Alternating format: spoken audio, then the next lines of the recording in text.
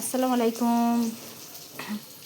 দেখুন, আজ একটু মাছের সব কিছু দিয়ে মাছের ঝোল করছি।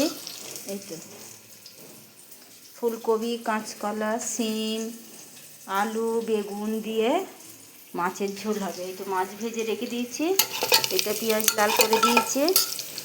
প্রথমে দিলাম রসুন বাটা। আমি রসুন বাটাই দিই, আদা বাটা দিই না। আর এই হচ্ছে জিরে, আর একটু দিই। এটা হচ্ছে লঙ্কাটা কম দিই, লঙ্কা বেশি ঝাল খায় না, কেন বাচ্চারা আছে তো, ওই জন্য বেশি ঝাল খায় না। হলুদ,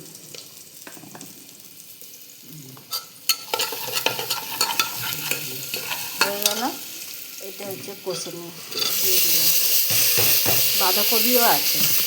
সব কিছু দিয়ে মাছের ঝোল করব।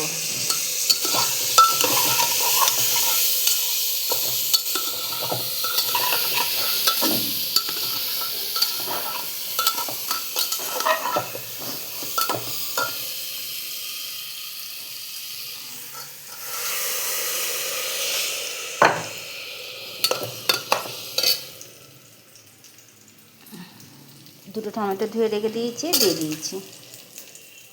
আমি একটু প্রেসার কুকারেই রান্না করি। দেখুন,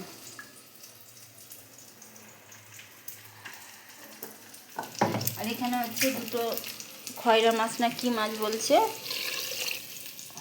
ওই দুটো একটু ভালো করে ভেজে নিই।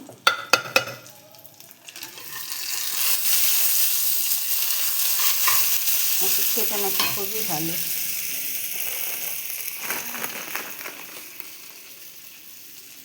নুন দিলাম,